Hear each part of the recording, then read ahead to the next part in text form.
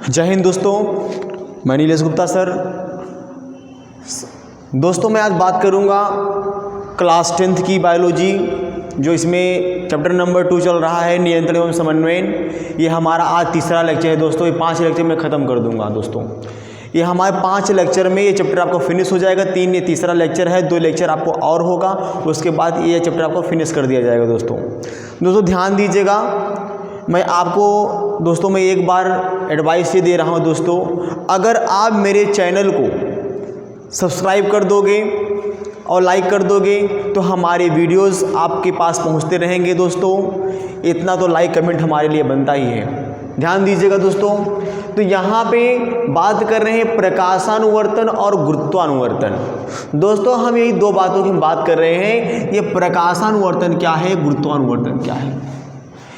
ध्यान देना दोस्तों, प्लांट जो होते हैं ना वो प्रकाश की तरफ बढ़ते हैं। जो प्लांट होते हैं प्रकाश की तरफ बढ़ते हैं तो इन्हें हम क्या बोलते हैं, प्रकाशानुवर्तन। और जो पौधे प्लांट गमले को गिरा दिया जाए या गिर जाए स्वयं से तो फिर जमीन पे दबकर फिर उड़ते हैं तो इन्हें हम क्या बोलते हैं, गुरुत्वानुवर्तन।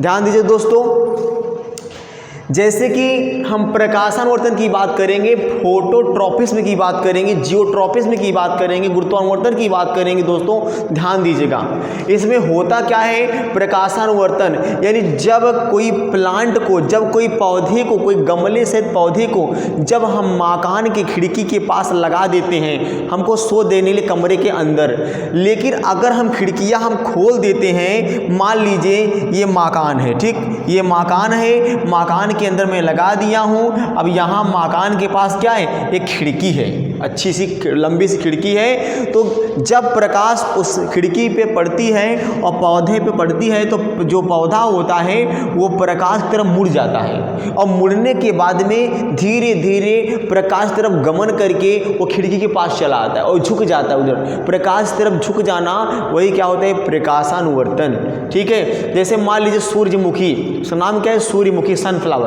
क्यों नाम रखा गया, क्योंकि अगर वो सूर्य पूरब से है तो ऐसे ऐसे करेगा, पश्चिम तो फिर ऐसे, फिर ऐसे, फिर ऐसे, तो जाके वहाँ पे अस्त हो जाता है। तो फिर इस प्रकार से ऐसा होता है। उसी प्रकार प्रकाशानुवर्तन है। प्रकाश की अनुक्रियाएं, जो प्रकाश तरफ अनुक्रिया करता है, ये प्रकाश की ओर अनुक्रिया करता है तो इसे हम प्रकाशानुवर्तन कहते हैं। किसी पौधे का पत्ती, टहनियाँ उस प्रकाश तरफ मुड़ जाना, झुक जाना, वो प्रकाशानुवर्तन कहलाता है, फोटोट्रॉपिज्म कहलाता है।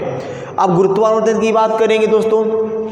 इसमें होता क्या है, अगर कोई पौधा गलती से अगर ज़मीन पे गिर जाए, गमले से ज़मीन पे गिर जाए, तो एक बार ज़मीन पे गिरेगा तो उसके बाद फिर वो उठना प्रारंभ करता है। उसको क्या बोलते हैं, गुरुत्व में क्या होता है, ज़मीन होती है। तो गुरुत्व में क्या होता है, ज़मीन होती है, तो बोलते हैं गुरुत्वानुवर्तन। ज़मीन से झुककर फिर ऊपर उठना, वही क्या कहते हैं, गुरुत्वानुवर्तन होता है दोस्तों। जैसे मान लीजिए, जैसे कुछ मुलायम पौधे, जैसे कि मटर का पौधा ले लें हम, और कुछ पौधा हम ले सकते हैं। तो पहले वो ज़मीन पर गिरते फिर उड़ते हैं। जैसे कोई गाजर घास हो गया और ये सब, जैसे कि और ये जो जंतुओं का जो चारा होता है, चारा बोले तो बरसीम, देखते हैं ना, ऐसे ऐसे ऐसे ऐसे में से गिरा, ऐसे फिर गिर जाएगा फिर उठेगा, फिर गिर जाएगा फिर तो ऐसे ऐसे कई बार। उसी पर गुरुत्वानुवर्तन ये है, कोई गमला अगर लगाया गया प्लांट गलती से अगर गिर गया हमसे, तो अगर उसको हम नहीं उठाते हैं तो पहले ज़मीन पे आ जाएगा, तो ज़मीन पे जड़ निकालेगा, या जड़ निकाले या नहीं निकाले फिर वो उठना प्रारंभ करता है धीरे धीरे। उसे क्या बोलते हैं, गुरुत्वानुवर्तन।